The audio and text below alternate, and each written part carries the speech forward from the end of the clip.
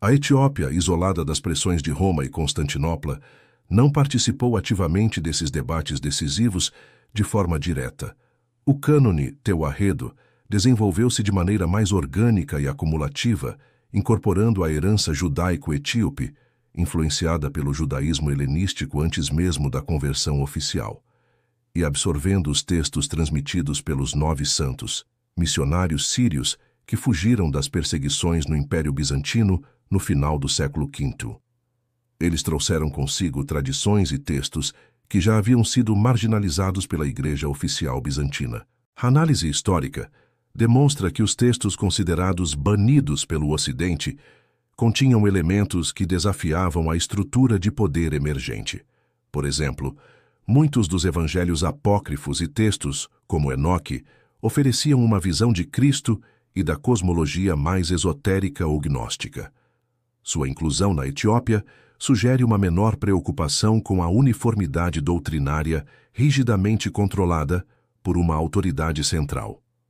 A preservação dos evangelhos de Garima e o cânone de 88 livros são, portanto, um testemunho do poder da soberania religiosa para proteger narrativas contra a censura política. O isolamento geográfico da Etiópia não apenas preservou o pergaminho fisicamente, mas também a integridade intelectual de seu corpo de escrituras. O impacto sociopolítico dessa diferença textual é profundo. A manutenção de um cânone único reforçou a identidade nacional etíope, servindo como uma muralha cultural contra as tentativas de invasão e assimilação ao longo dos séculos. A fé Teuarredo, com seus próprios santos, sua própria língua litúrgica e seu próprio conjunto de livros sagrados, tornou-se inextricavelmente ligada à ideia da Etiópia como uma nação eleita e independente. Durante períodos de intenso conflito, como as invasões italianas ou as tentativas de influência muçulmana, o apego a esta Bíblia ancestral foi um pilar de resistência. A Bíblia de Garima não é apenas uma curiosidade histórica, é um artefato de resistência. Comparando as perspectivas acadêmicas sobre a formação do cânone, alguns estudiosos ocidentais tradicionalmente marginalizaram o cânone etíope, vendo-o como uma coleção de adições tardias e não autênticas. No entanto, pesquisas mais recentes, apoiadas pela datação precisa dos evangelhos de Garima, forçaram a reavaliação. A longevidade e a proveniência dos textos etíopes sugerem que eles não são adições posteriores, mas sim sobreviventes de uma tradição textual muito ampla e diversificada que existia nos primeiros séculos do cristianismo e que foi, posteriormente, podada e uniformizada no Mediterrâneo. O cânone etíope serve, assim, como um contraponto factual à suposição de que o cânone ocidental representa o conjunto original e completo das escrituras cristãs. A análise final revela que o segredo por trás da Bíblia de Garima não era uma tentativa ativa de ocultação por parte dos monges, mas sim o resultado passivo de um isolamento que se tornou a maior salvaguarda da história. Em um mosteiro remoto, longe das lutas pelo poder teológico de Roma e Bizâncio, uma versão da história sagrada foi preservada intacta, permitindo que a iconografia e o texto canônico de Enoque e Jubileus permanecessem como parte integrante da vida espiritual. Em retrospectiva, a jornada pela fé Teuarredo e o mistério dos evangelhos de Garima revela que a história do cristianismo, conforme contada pelo Ocidente, é incompleta. A Etiópia não apenas reteve um profundo legado judeu-cristão, mas agiu como a biblioteca involuntária de textos que o mundo ocidental descartou. A preservação do cânone expandido, atestada pelos manuscritos do século VI, demonstra que havia versões plurais e profundamente diferentes da narrativa fundacional em circulação nos primórdios da era cristã. A padronização global dos textos sagrados foi, em grande parte, um ato político, e os evangelhos de Garima são a prova material do que essa política excluiu. O legado desta história etíope exige uma reflexão sobre a autoridade e a origem. A estabilidade política e o isolamento geográfico criaram as condições para que uma visão não filtrada e mais ampla da tradição bíblica pudesse florescer. Os textos de Garima, com seus 88 livros, convidam os historiadores e teólogos a reexaminar a diversidade das crenças iniciais e a reconhecer que as margens do mapa geográfico podem, muitas vezes, conter os núcleos perdidos da história. A Etiópia oferece não apenas o berço da humanidade, mas um refúgio para uma versão da fé que pode muito bem nos obrigar a reescrever o entendimento sobre como os textos sagrados foram definidos e por que a manipulação de tais narrativas ainda influencia a visão de mundo contemporânea. O silêncio do deserto etíope protegeu uma verdade que agora ressurge para desafiar milênios de ortodoxia padronizada. Ademais, a mera contagem expandida de 88 livros não é o único diferencial que o cristianismo etíope legou à história religiosa. A sobrevivência desses textos apócrifos cimentou uma doutrina teológica singular. A Igreja Tewahedo, que significa tornar-se um, ou unificado, adere firmemente ao miafisitismo, uma compreensão da natureza de Cristo que é radicalmente distinta daquela adotada pelas igrejas católica e ortodoxa, que seguiram o Concílio de Calcedônia em 451 d.C.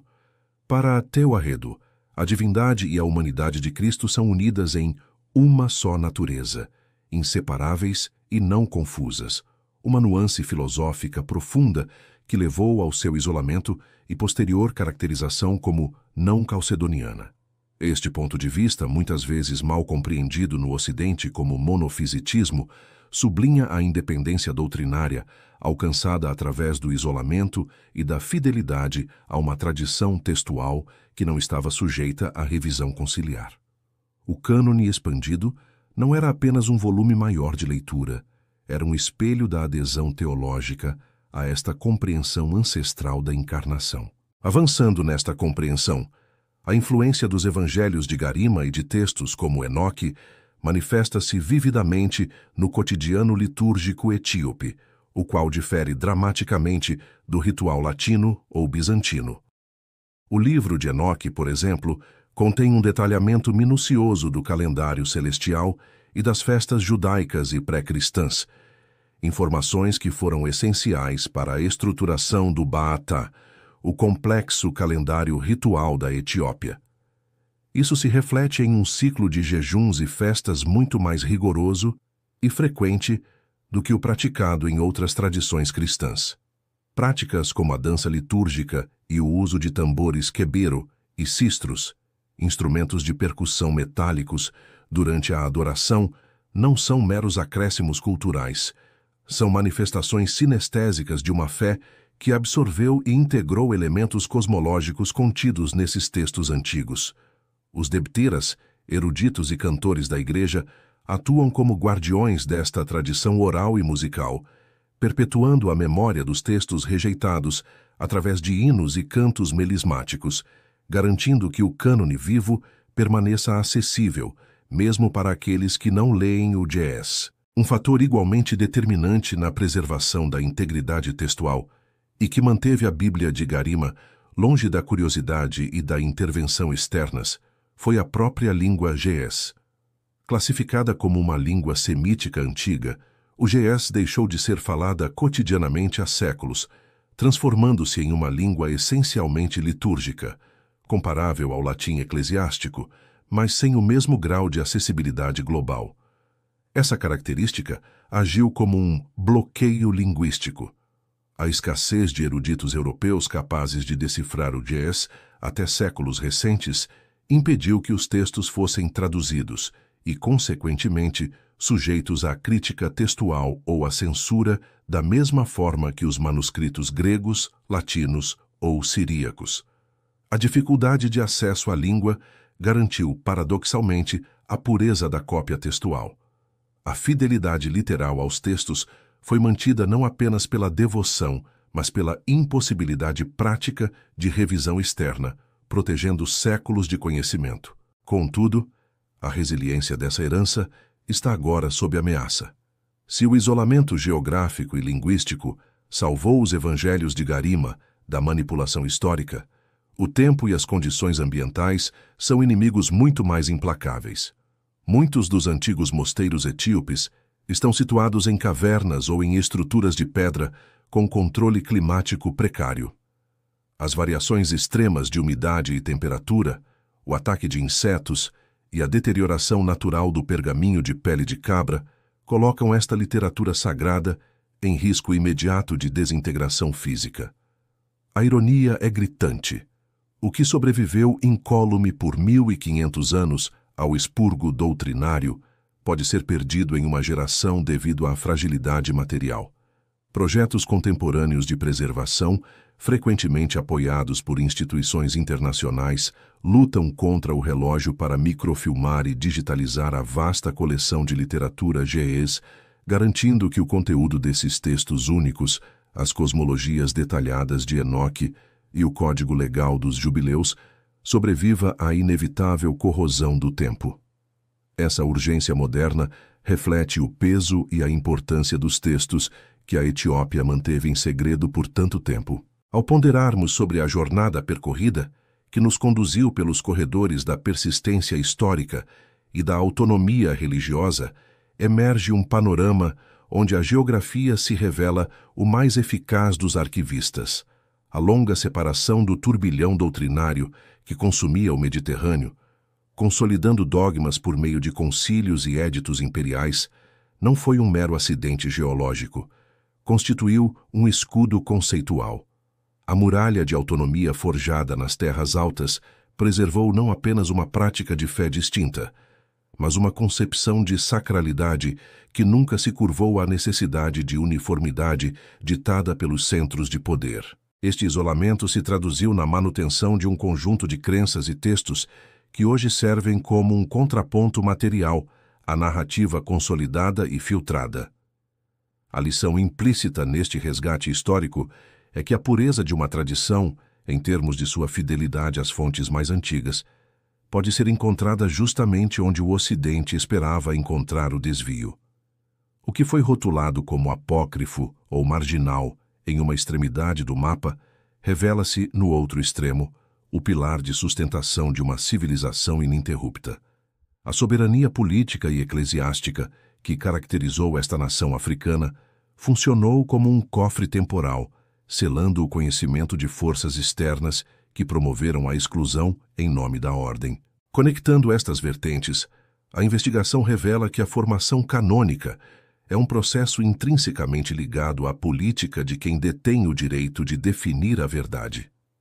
O mapa da fé, desenhado pelos imperadores e patriarcas do primeiro milênio, apresenta vastas áreas em branco, onde residia uma riqueza textual que desafiava a rigidez conceitual emergente.